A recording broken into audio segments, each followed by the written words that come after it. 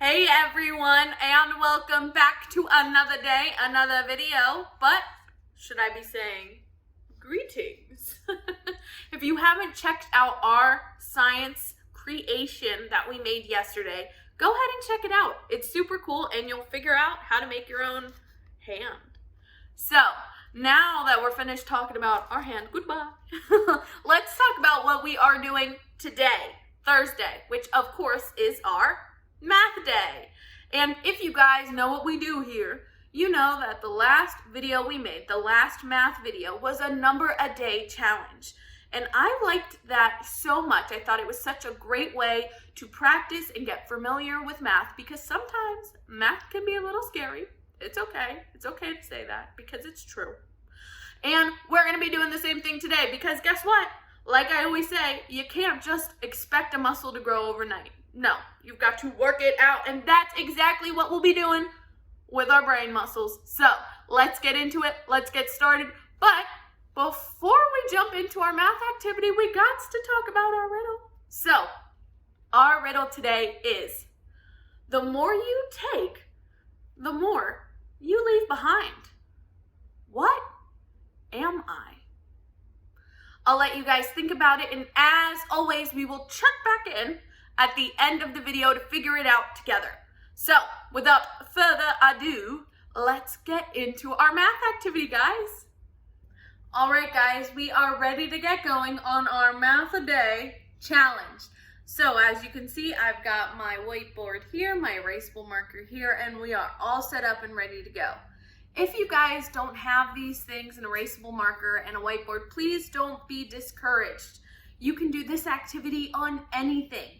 Use a crayon, use a pencil, use a marker, use a pen, use a cardboard piece of paper, use a piece of paper, use anything you need.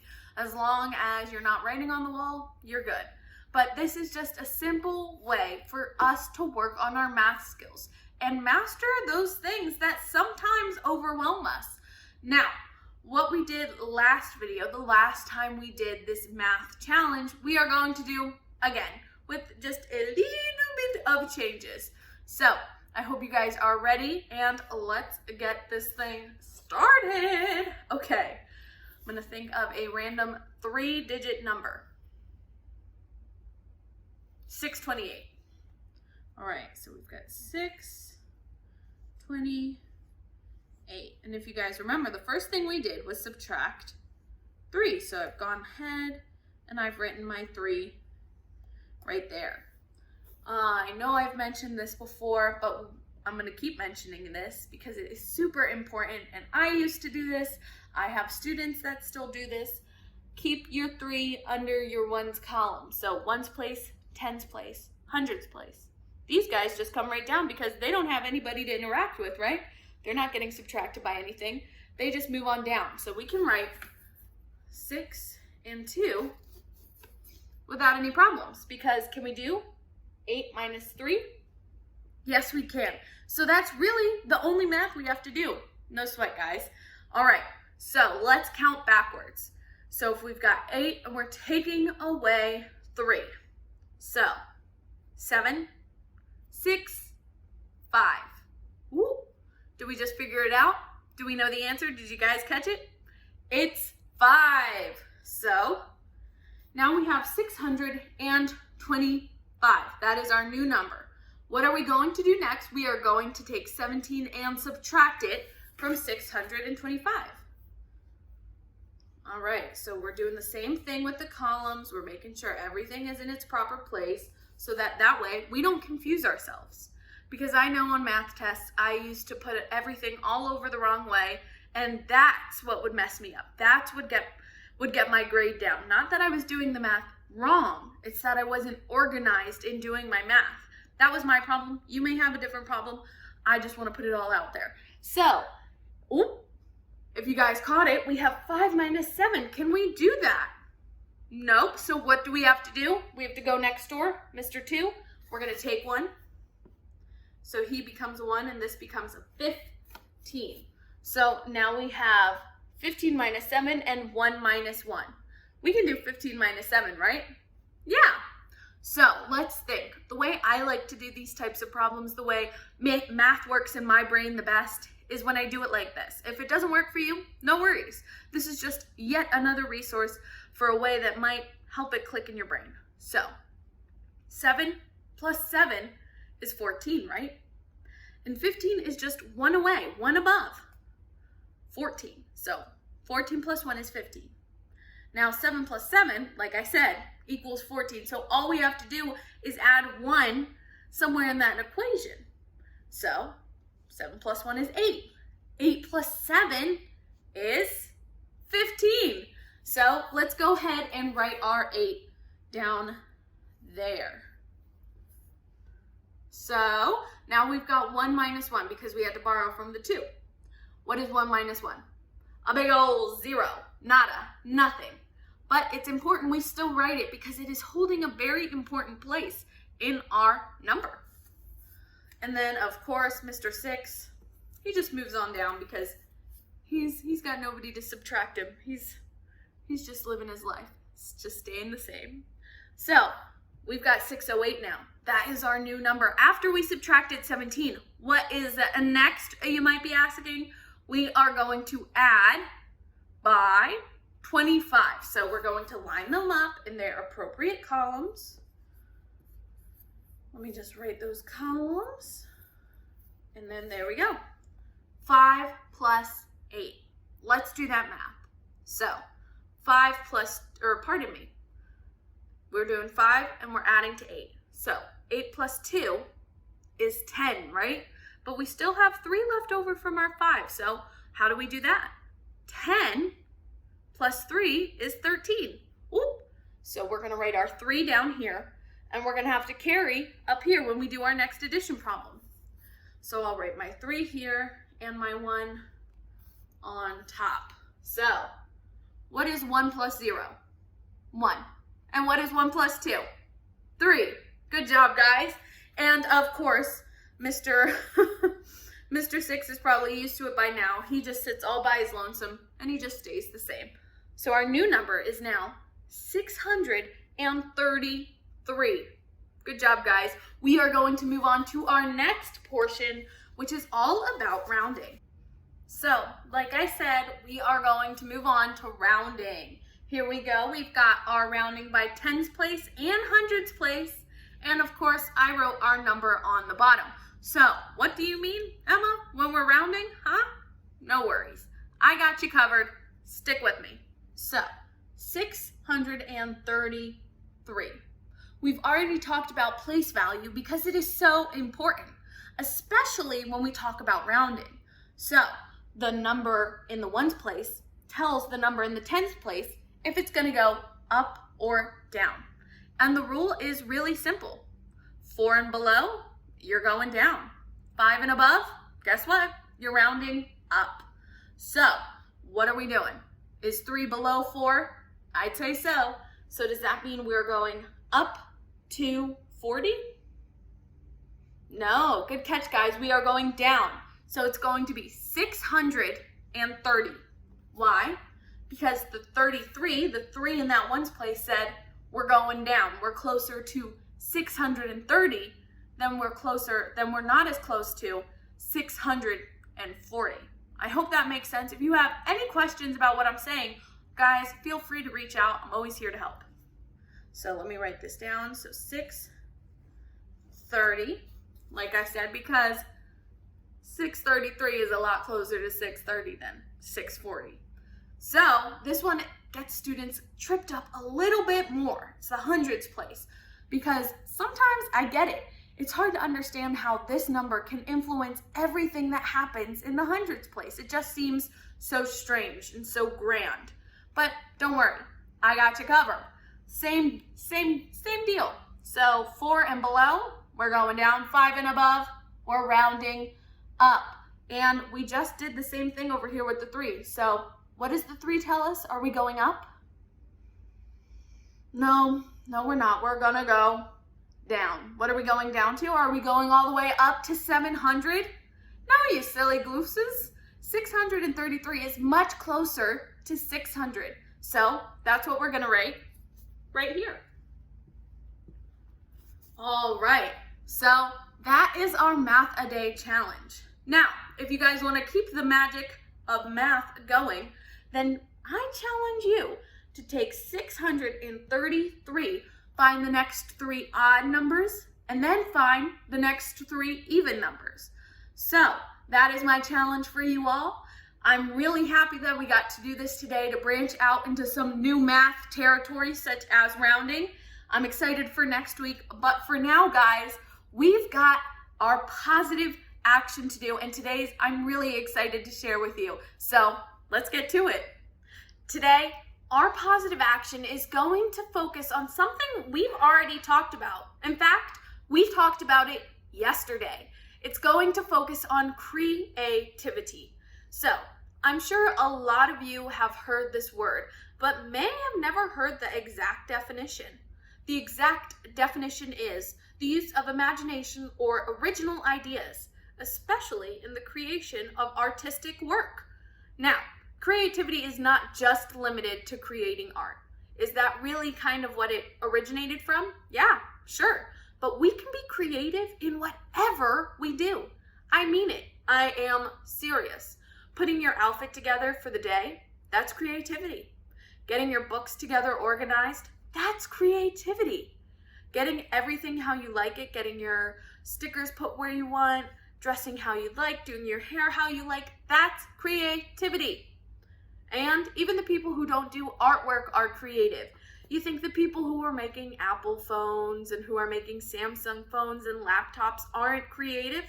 Absolutely not. They are some of the most creative folks. Just because they're not working with a paintbrush and a canvas does not diminish them from being creative. It just means they're creating in a different way. And that's what I want you guys to know. So I know a lot of people are hesitant to get into art. They think that they'll be judged, that it'll be so negative, that no one will have anything nice to say about the things they've created.